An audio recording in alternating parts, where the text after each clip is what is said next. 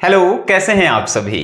पूरा उम्मीद और विश्वास कि आप सभी स्वस्थ हैं, मस्त हैं, तंदुरुस्त हैं। तो आज की यह क्लास जो है क्लास 12th वालों के आर्ट्स वालों के लिए है और जिनका खासकर सब्जेक्ट है साइकोलॉजी, जिन्हें आप हिंदी में मनोविज्ञान के नाम से जानते हैं, जो आपको काफ़ी ज़्यादा भारी लगता है लेकिन है एगो बउआ वाला सब्जेक्ट। अब आप कहेंगे सर कैसे बउआ वाला सब्जेक्ट है, तो साइकोलॉजी के उन इम्पॉर्टेंट प्रश्नों को आप हमसे पढ़ेंगे जो डायरेक्ट रूप से आपके एग्जाम में पूछे जाने की संभावना रखती है। और साइकोलॉजी का यह पहला क्लास है जिसमें आप 10 क्वेश्चन को देख रहे होंगे, एक और आंसर जो है आपको क्लास में याद करवाएंगे, इस बात की गारंटी है।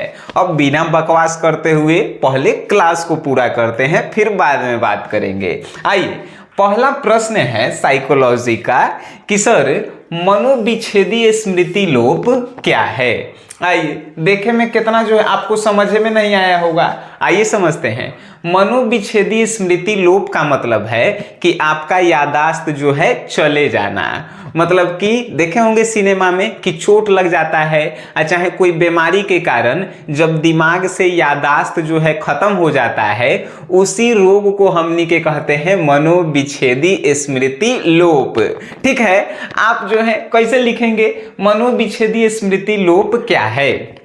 तो मनोविच्छेदी स्मृति लोप उस रोग को कहते हैं जिसमें दिमाग पर चोट लग जाने से या दिमाग पर जो है ज़्यादा प्रेशर होने से क्या होता है, तो दिमाग का याददाश्त जो है कम होने लगता है। उसी जो है लोप को यानी उसी रोग को हमनी के मनोविच्छेदी स्मृति लोप कहते हैं। और ये रोग जो है ज़्यादातर दवाई के सेवन करने से भी होता है। फिल्म में आप देखे होंगे कि कोनो के दवाई देवल जाता है कि उसका याददाश्त जो है वापस अबे नहीं करे, यानी कि हमेशा वो भुलाइल रहे। तो मनोविच्छेदी स्मृति लोप जो है दवाई देने से भी ये रोग उत्पन्न होता है। ठीक है, अब देखिए कितना आसान था क्वेश्चन, है कि नहीं। आइए देखिए सेकंड नंबर, मानसिक रोगियों को पूर्णवास कैसे होता है। अब देखिए मानसिक रोगी मतलब कि जो आदमी जो है पगला गया है, उसको पूर्णवास मतलब कि फिर से दोबारा अच्छा करने के लिए आप क्या क्या करेंगे। तो कुछ नहीं, पहिलका बात, जो भी जो है आदमी पगला गए हैं यानी कि मानसिक रोग के शिकार हो गए हैं, पहले उसको जो है एगो हुनर सिखाइए जिसको हम लोग कहते हैं कौशल विकास। यानी मानसिक रोगियों में पहला काम का होना चाहिए कौशल विकास। उनको कुछ ऐसा काम सिखाइए जो वो बैठल बैठल कर सकें। दूसरा है उनके स्वास्थ्य में सुधार, यानी कि उनके जो है इस हालत को सुधार करने के लिए दवाई बीरो करवाइए। ठीक है, और तीसरा है उनके साथ अच्छा व्यवहार करना। ऐसा नहीं कि वो पगला गए हैं तो और जो है हमनी के उनसे दूर भागेंगे, अच्छा व्यवहार नहीं करेंगे। तो अच्छा व्यवहार भी करिए, तो मानसिक रोगी जो हैं बहुत जल्दी का हो जाएंगे, तो सही हो जाएंगे। ठीक है, तो मानसिक रोगियों को जो है पूर्णवास करने के लिए क्या करेंगे, तो पहला जो है उनको एगो कौशल विकास करवाएंगे, मतलब कुछ सिखाएंगे बढ़िया काम। दूसरा उनका जो है दवाई बीरो करवाएंगे और तीसरा जो है क्या करेंगे, तो उनके साथ अच्छे व्यवहार करेंगे। ठीक है सर। नेक्स्ट क्वेश्चन है कि टाइप एच व्यक्तित्व की विशेषताओं का वर्णन करें। आपके मन में प्रश्न कि सर टाइप एच व्यक्तित्व का होता है, तो साइकोलॉजी में जो है आदमी के कैटेगरी को बांट दिया गया है। कोनो के टाइप ए में रखल गई है, कोनो के टाइप बी में, कोनो के टाइप सी में, बहुत सारे जो है टाइप बनाए गए हैं। ठीक है, हर वैज्ञानिक जो है आया सब और अलग अलग टाइप बांटा, लेकिन इस क्वेश्चन में क्या कहा है कि सिर्फ टाइप एच के जो व्यक्ति होते हैं उनके जो है विशेषता के बारे में बताना है। तब पहला जो है टाइप एच व्यक्ति के गुण है कि ई जो है बहिर्गामी होते हैं। बहिर्गामी कहने का मतलब कि बाहर ज़्यादातर घूमने वाले लोग होते हैं और बाहर के लोगों का जो है इन पे ज़्यादा जो है प्रभाव पड़ता है और ये अपने जो है विचार से साफ होते हैं। मतलब कि इनकर जो है दिल में जो है कोनो छल कपट नहीं होता है। एक घड़ी के आदमी में तो ज़्यादातर आप देख रहे होंगे, लेकिन जो टाइप एच व्यक्तित्व होते हैं वो साफ विचार के होते हैं और बहिर्गामी मतलब कि लोगों से घुले मिले होते हैं। ठीक है, पहली विशेषता। दूसरी विशेषता होती है कि ये जो है हर एक व्यक्ति से डायरेक्ट रूप से जुड़े होते हैं। डायरेक्ट रूप से कहने का मतलब जब बाहर घूम रहे हैं तो सब आदमी से डायरेक्ट जुड़ल होंगे। अब डायरेक्ट जुड़ना मतलब क्या होता है, मान के चले कि हम जो है आपसे जुड़े हुए हैं और आप अपनी मम्मी से जुड़े हुए हैं, तो हम आपके पास फोन करेंगे तब जो है आप अपनी मम्मी से हमको बात करवाएंगे। लेकिन डायरेक्ट जो है हम मम्मी से आपके जुड़े हुए हैं तो वो का कहलाएगा डायरेक्ट रूप से जुड़ना है। लेकिन हम आपकी मम्मी से डायरेक्ट रूप से नहीं जुड़े हैं और आपकी माताजी हमारी माताजी के समान है कि नहीं। कभी आएंगे आपके घर तो आपकी माँ से जरूर मिलेंगे, ठीक है सर। आइए, तो ये जो है 3 क्वेश्चन तो आपके दिमाग में आ गए होंगे, कहीं आप भूलेंगे नहीं। साइकोलॉजी जो है ऐसा नहीं आसान सब्जेक्ट है, बस आपको शब्द थोड़ा समझ में नहीं आता होगा। तो हम काहेला इस पृथ्वी पे आए हैं, आप लोगों को आसान बनाकर पढ़ाने के लिए ही, है कि नहीं। तो आप जो है SGS क्लासेस ऐप को डाउनलोड कर लीजिए और जो भी हम बता रहे हैं आंसर, इस आंसर को जो है अपनी भाषा में नोट्स बना के जो है लिखल गई है इंपॉर्टेंट क्वेश्चन का। आपको जो है इस ऐप में जो है साइकोलॉजी के चैप्टर वाइज ऑब्जेक्टिव का नोट्स मिलता है, सब्जेक्टिव का सिर्फ इंपॉर्टेंट क्वेश्चन का नोट्स मिलता है, ठीक है। फिर टेस्ट सीरीज होता है, फिर आने वाले जैसे ही एग्जाम आपके नजदीक आ जाएंगे आपके लिए model paper solution, question bank solution सभी कुछ जो है ना इसमें दिए जाते हैं। और आर्ट्स में आपका कोई भी सब्जेक्ट हो, सब सब्जेक्ट इसमें पढ़ाया जाता है, सिर्फ एगो म्यूजिक नहीं पढ़ाते हैं, ठीक है। चलिए नेक्स्ट क्वेश्चन पे बात करते हैं। यूस्ट्रेस तथा डिस्ट्रेस में अंतर स्पष्ट करें। तो देखिए यूस्ट्रेस और डिस्ट्रेस में निम्नलिखित अंतर है। पहला देखे होंगे जिससे आदमी को जो है ज्यादा सोचते हुए, ठीक है।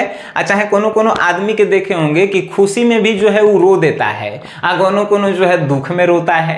तो जो खुशी में रोता है उसको जो है यूस्ट्रेस कहते हैं, और जो दुखी में रोता है उसको जो है डिस्ट्रेस कहते हैं। लेकिन लिखेला ऐसे नहीं है, लिखेला है उसको समझिए। यूस्ट्रेस और डिस्ट्रेस में निम्नलिखित अंतर है। यूस्ट्रेस का मतलब होता है कि सकारात्मक तनाव, यानी कि पॉजिटिव तनाव आप लिए हुए हैं, मतलब कि पैसा ढेर है ओकरा जो है खपाने के लिए आप ज्यादा सोच रहे हैं, ठीक है। डिस्ट्रेस मतलब होता है नेगेटिव तनाव, नकारात्मक तनाव, मतलब कि आपके पास पैसा बहुत सारा कम है और आप जो है नेगेटिव तनाव में है, ठीक है। यूस्ट्रेस में जो है क्या होता है कि यूस्ट्रेस में जो है व्यक्ति जो है अस्वस्थ जो है नहीं होता है, लेकिन डिस्ट्रेस में ज्यादातर जो है अस्वस्थ होने की संभावना होती है, ठीक है। तीसरा है कि यूस्ट्रेस से जो है शरीर में एनर्जी आता है, लेकिन डिस्ट्रेस से जो है मानव के शरीर में एनर्जी नहीं आता है, यानी ऊर्जा, ठीक है, एनर्जी मतलब। तो ये जो है चौथा नंबर क्वेश्चन बउआ के तरह आपको याद हो गए होंगे, है कि नहीं। नेक्स्ट है मन की अचेतन अवस्था से आप क्या समझते हैं। देखिए मन की अचेतन अवस्था का मतलब होता है कि ऐसी अवस्था जिसमें आपके मन में विचार भी आते हैं, मन में आपके सोच भी रहते हैं, मन में आपके बात भी आते हैं, लेकिन उस बात को जो है किसी से आप प्रकट नहीं कर पाते हैं। तो साइकोलॉजी में उसी अवस्था को कहते हैं मन की अचेतन अवस्था। यानी आपके मुंह में जो है बात भी है, आपके दिमाग में जो बात भी चल रहे हैं, लेकिन आप प्रकट नहीं कर पा रहे हैं। फॉर एग्जाम्पल हम आपके घर पे आए, हमारा भूख जो है दबा के एकदम लगल है, लेकिन हम लाजे जो है आपके घर नहीं कह रहे हैं कि हमारा भूख लगल है। तो वो अवस्था जानते हैं क्या कहलाएगा, मन की अचेतन अवस्था। बात समझ गए। तो मन की अचेतन अवस्था में जो है भूख, प्यास, यौन संबंधी जो है इच्छाएं जागृत होती है, ठीक है। मन की अचेतन अवस्था समझ गए, यानी मन में है लेकिन उसको प्रकट हम लोग नहीं कर पा रहे हैं। आप मेरे यहाँ आए, आपको खाने के पूरा मन कर रहा है, लेकिन आप जो है लाजे हमरा से नहीं कह रहे हैं, तो वो मन की अचेतन अवस्था। लेकिन जब आप मेरे यहाँ आएंगे तब बिना मतलब के जो है कहिएगा, काहे कि हम लोग आपस में दोस्त हैं, है कि नहीं। नेक्स्ट है सेल्डन के अनुसार व्यक्तित्व के प्रकारों का वर्णन करें। सेल्डन जो है वो मनोवैज्ञानिक थे, ठीक है, मनोवैज्ञानिक यानी कि साइकोलॉजी के वैज्ञानिक। सेल्डन जो है अपने अनुसार जो है व्यक्तित्व को जो है 3 प्रकार में बांट दिए। जानते हैं कौन कौन प्रकार में? तो पहला बांटे कौन? तो एंडोमार्फिक, और दूसरा का बांटे तो मेसोमार्फिक, और तीसरा का बांटे तो एक्टोमार्फिक। अब आप कहेंगे सर हमरा तो समझ में नहीं आया का। तो सेल्डन जो है व्यक्तित्व को 3 गो प्रकार में बांटा। एगो का तो एगो जो है एंडोमार्फिक। अब आप कहेंगे सर एंडोमार्फिक है का? तो एंडोमार्फिक मतलब कि वैसन व्यक्ति जो एकदम मोटा ताजा होखे, एकदम मोटा ताजा मतलब कि 100 किलो के 200 किलो के होखे, एकदम चमड़ा ओकर मुलायम होखे, उस व्यक्ति को कहते हैं एंडो का, तो कहते हैं एंडोमार्फिक कहते हैं। और दूसरा है मेसोमार्फिक। मेसोमार्फिक में वैसे व्यक्तियों को सेल्डन रखें जो एकदम जिम जाए वाला लड़का होखे, जेकर जो है एकदम देह जो है एकदम गठैला लेखा होखे, ठीक है। और तीसरा रखें एक्टोमार्फिक। एक्टोमार्फिक में जो है हमनी जैसन लड़का के रखें जो एकदम पतला दुबला, जो हवा में उड़िया जाए, तो वैसन व्यक्ति को जो है सेल्डन जो है तीसरे प्रकार में रखें। अब आपसे कोनो पूछे कि सर सेल्डन जो है व्यक्तित्व को कितने प्रकार में बांटा? भाई 3 प्रकार में, एंडोमार्फिक, मेसोमार्फिक, एक्टोमार्फिक। तीनों के आप लिख दीजिएगा, है कि नहीं? बहुआ वाला चीजें हैं। नेक्स्ट है गरीबी तथा वंचन में क्या अंतर है भाई? गरीबी या वंचन का होता है, आइए समझते हैं। गरीबी का मतलब पैसा ने हवे, घर में खाने के लिए ने है, वो जो है गरीब आदमी है। लेकिन वंचन कहने का मतलब पैसा है लेकिन जो हम चाहते हैं वो मेरे पास नहीं है, वो जो है वंचन कहलाता है, ठीक है। अब इस दोनों में अंतर कैसे लिखेंगे? तो गरीबी तथा वंचन में निम्नलिखित अंतर है। पहला गरीबी लिखेंगे और उसमें क्या लिखेंगे? इसमें जो है ना ही पैसा होता है, ना ही खाने के लिए भोजन होता है। वंचन में क्या लिखेंगे? कि इसमें जो है संसाधनों की कमी होती है। गरीबी में लिखेंगे कि आर्थिक स्थितियां कमजोर होती है। वंचन में आर्थिक स्थितियां कमजोर नहीं होती है बल्कि संसाधनों का अभाव होता है, ठीक है। गरीबी में क्या होता है? गरीबी में कोनो कुछ आके बोल देता है भाई, वंचन में कोनो कुछ के आपको बोलता नहीं है। अपने मन से जो है कितना लिख सकते हैं, है कि नहीं? हम एक एक बात जानते हैं, अगर किसी टॉपिक को आप समझ गए बेटर तरीका से, उसको लिखना कितना आसान हो जाता है। अब वंचन आज से पहले आप समझे नहीं होंगे लेकिन आज समझ गए। पैसा होता है लेकिन जो हम लोग चाहते हैं वो हम लोगों के पास नहीं होता है। जैसे मान के चलिए 20,000 रुपया है लेकिन हम चाह रहे हैं कि आईफोन खरीदें, तो ये गरीबी कहलाएगा? ये तो गरीबी कहियो नहीं कहलाएगा। ये क्या कहलाएगा? तो ये जो है वंचन कहलाएगा। बात समझ गए? Very good. नेक्स्ट है प्राकृतिक आपदा से आप क्या समझते हैं? प्राकृतिक आपदा से हम ये समझते हैं कि जब पर्यावरण में कोनो कमी के कारण जो पर्यावरण में उथल पुथल होता है उसी को हमनी के प्राकृतिक आपदा कहते हैं। तनी समझिए, पर्यावरण में किसी चीज के कमी या बढ़ोतरी के कारण जो पर्यावरण में उथल पुथल होता है उसे ही क्या कहते हैं? प्राकृतिक आपदा कहते हैं। जैसे बाढ़ का आना, सुखाड़ का आना, भूकंप का आना, ये सब का है प्राकृतिक आपदाएं हैं, है कि नहीं? नेक्स्ट है व्यक्तित्व को परिभाषित करें। भाई दुनिया के सबसे आसान और साइकोलॉजी के बउआ वाला क्वेश्चन है। व्यक्तित्व को आपको परिभाषित करना है। कैसे करेंगे? व्यक्तित्व कहने का मतलब एक वो वैसे व्यक्ति जो दिमागी, शारीरिक और व्यवहारिक रूप से स्वस्थ होते हैं, उसी व्यक्ति को व्यक्तित्व वाले जो है मनुष्य में हम लोग गिनती करते हैं।